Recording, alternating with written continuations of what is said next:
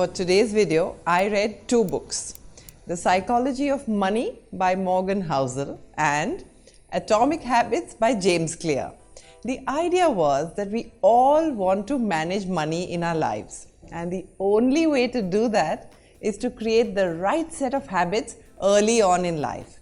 So, if you're a teenager, you'll find this relevant as we explore money through the lens of psychology and also how habits can play this major role in helping us manage our money as we grow older. Spoiler, we are not going to talk about investment choices and techniques, but let's get going. Hey everyone, this is Chetna and you're watching ChetChat. It's a Friday once again, and we are trying to help you develop good habits towards money and investments. Handling money is a soft skill where how you behave is more important than what you know. Sounds strange, but let's go through the rest of the argument. It essentially means that if you know perhaps the exact trade price of a stock beforehand, or you even know the winning lottery ticket while buying it, and even if you earn a windfall sum of money, you will ultimately return to your old financial situations if you don't know how to behave right when you have earned that money.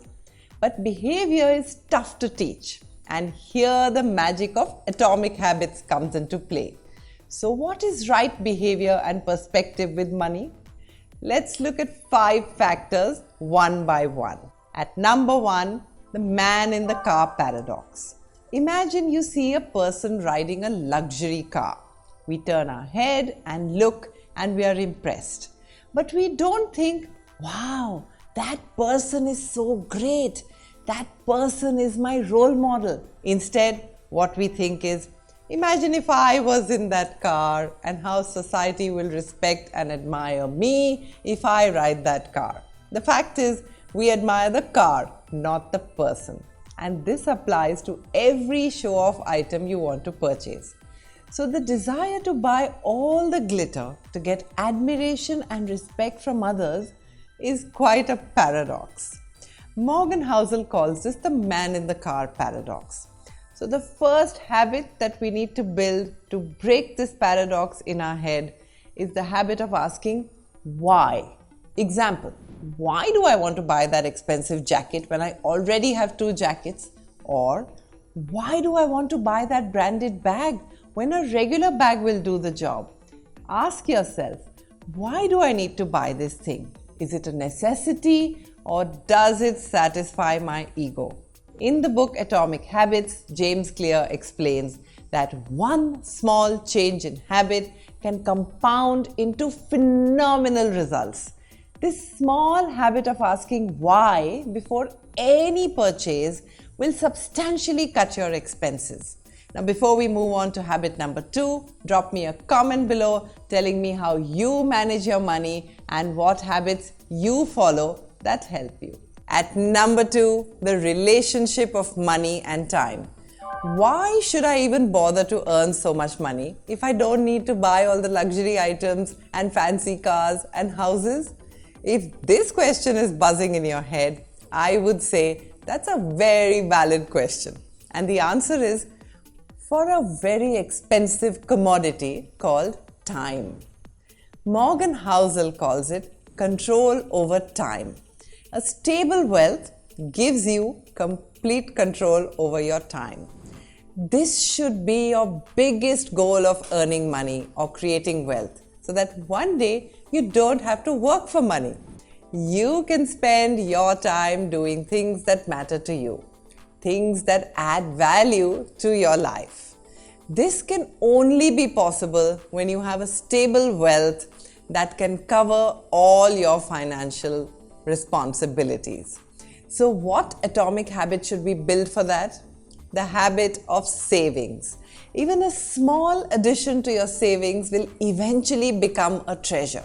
So save, save, save like you did in the piggy bank. Start with about 10% of your monthly income, maybe your pocket money, and gradually keep increasing the amount. At this point, overthinking where you're going to invest it and whether you can double that money is not that important. The core is the habit of saving. And after that, let the compounding effect take over. And before we move on to strategy number 3, I would like to give a shout out to Boyana Kirti for leaving this awesome message under my last video. And if you want a shout out as well, then quickly leave a comment below with the hashtag ChetChatters. At number 3, stop the goalpost. Morgan Housel shares a story with this perspective of money. Let's say a party host was a hedge fund manager. That day, he had earned more money than the entire historical earning of the wildly popular book Catch-22. But the author of the book, who was also there, responded on a lighter note. Yes, but I have something he will never have. Enough. The hardest financial skill is getting the goalpost to stop moving. Last year, you calculated that 500,000, let's say, was the minimum wealth you thought that was enough for you. And maybe you thought, I don't have to work for money now. But this year, it's become $1 million. And next year, it'll become 10 million. It's a never-ending race. And even after years of effort, you'll feel unfulfilled and worthless. So what atomic habit should we build to stop running on a financial treadmill? The habit of maybe a systematic investment plan or compounding assets. This ensures that you're not focused on the goalpost, but the right path. Choose the right compounding asset, like maybe a mutual fund that's indexed, or maybe you want to set an undeteriorating long-term habit of an SIP. Increase it with 20 to 30% every year, and your wealth will ultimately blossom in the coming years. At number 4, reasonable wins over rational. Money is not some number game that you will play on Excel sheets and the formulae that will give you your returns. At least this is not the case with personal finance.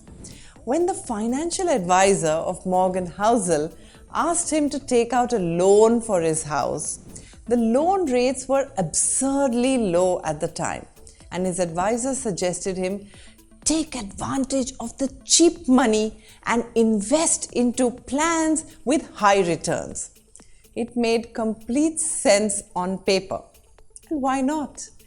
Who doesn't want to get good returns? But Morgan Housel rejected the advice. Was he crazy? Not really. He was just psychologically reasonable. He said, the thought that I don't have to pay anything for my house in the coming months gave me an immense sense of independence. I don't want to take on the burden of a loan.